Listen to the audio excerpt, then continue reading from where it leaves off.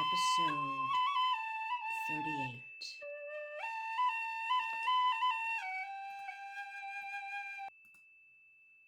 They were after you, weren't they?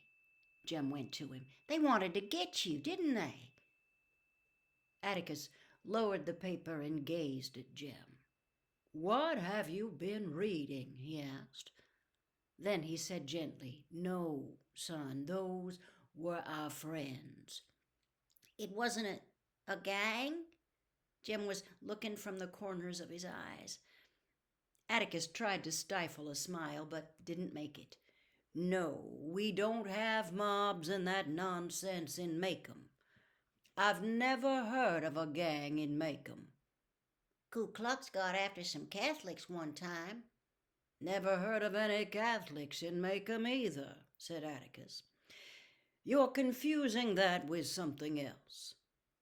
Way back about 1920, there was a Klan, but it was a political organization more than anything. Besides, they couldn't find anybody to scare. They paraded by Mr. Sam Levi's house one night, but Sam just stood on his porch and told 'em things had come to a pretty pass. He'd sold 'em the very sheets on their backs. Sam made 'em so ashamed of themselves they went away. The Levi family met all criteria for being fine folks. They did the best they could with the sense they had, and they had been living on the same plot of ground in Maycomb for 5 generations. The Ku Klux is gone, said Atticus. It'll never come back. I walked home with Dill and returned in time to overhear Atticus saying to Auntie, in favor of Southern womanhood as much as anybody, but not for preserving polite fiction at the expense of human life. A pronouncement that made me suspect they had been fussing again.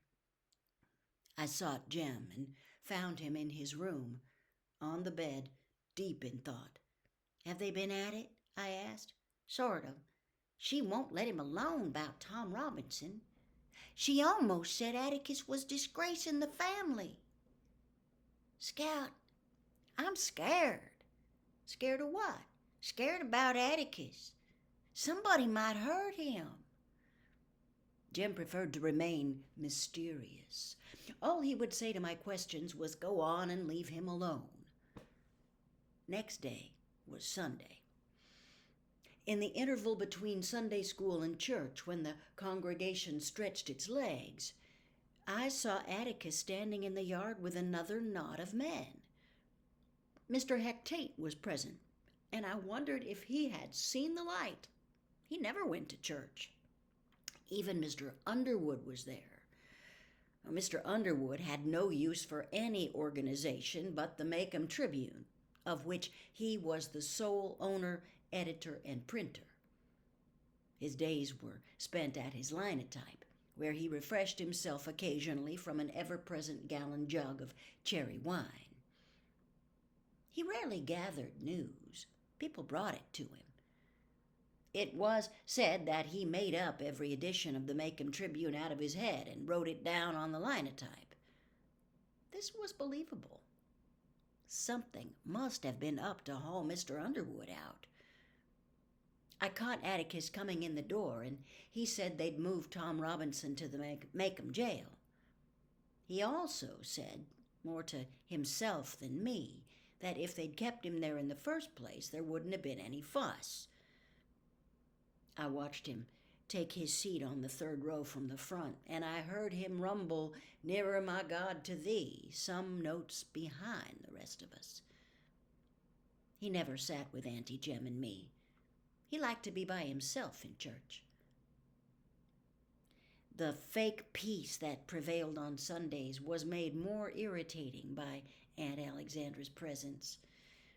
Atticus would flee to his office directly after dinner, where, if we sometimes looked in on him, we would find him sitting back in his swivel chair, reading. Aunt Alexandra composed herself for a 2-hour nap and dared us to make any noise in the yard. The neighborhood was resting. Jem, in his old age, had taken to his room with a stack of football magazines.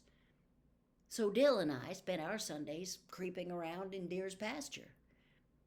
Shooting on Sundays was prohibited, so Dill and I kicked Jem's football around the pasture for a while, which was no fun. Dill asked if I'd like to have a poke at Boo Radley. I said I didn't think it would be nice to bother him, and spent the rest of the afternoon filling Dill in on last winter's events. He was considerably impressed. We parted at supper time, and after our meal, Jem and I were settling down to a routine evening when Atticus did something that interested us. He came into the living room carrying a long electrical extension cord. There was a light bulb on the end. "I'm going out for a while," he said. "You folks'll be in bed when I come back, so I'll say good night now." With that, he put his hat on and went out the back door. "He's taking the car," said Jem. Our father had a few peculiarities. One was he never ate desserts. Another was that he liked to walk. As far back as I could remember, there was always a Chevrolet in excellent condition in the car house. And Atticus put many miles on it in business trips, but in Maycomb, he walked to and from his office 4 times a day, covering about 2 miles. He said his only exercise was walking. In Maycomb, if one went for a walk with no definite purpose in mind, it was correct to believe one's mind incapable of definite purpose. Later on, I bade my aunt and brother good night and was well into a book when I heard Jem rattling around in his room.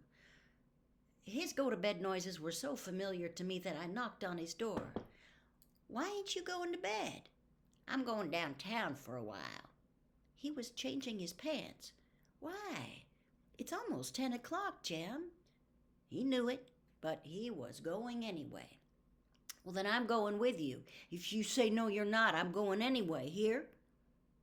Jem saw that he would have to fight me to keep me home, and I suppose he thought a fight would antagonize Auntie, so he gave in, with little grace. I dressed quickly. We waited until Auntie's light went out, and we walked quietly down the back steps. There was no moon tonight. "Dill'll want to come," I whispered. "So he will," said Jem gloomily. We leaped over the driveway wall, cut through Miss Rachel's side yard, and went to Dill's window. Jem whistled Bob White. Dill's face appeared at the screen, disappeared, and 5 minutes later he unhooked the screen and crawled out. An old campaigner, he did not speak until we were on the sidewalk. "What's up?"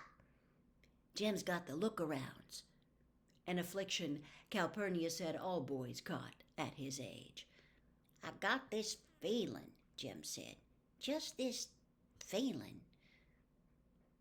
We went by Mrs. DeBose's house, standing empty and shuttered, her camellias grown up in weeds and Johnson grass. There were 8 more houses to the post office corner. The south side of the square was deserted. Giant monkey puzzle bushes bristled on each corner, and between them an iron hitching rail glistened under the street lights. A light shone in the county toilet. Otherwise, that side of the courthouse was dark. A larger square of stores surrounded the courthouse square. Dim lights burned from deep within them. Atticus's office was in the courthouse when he began his law practice, but after several years of it, he moved to quieter quarters in the Maycomb Bank building. When we rounded the corner of the square, we saw the car parked in front of the bank. "He's in there," said Jem. But he wasn't. His office was reached by a long hallway. Looking down the hall, we should have seen Atticus Finch, attorney at law, in small, sober letters against the light from behind his door. And it was dark.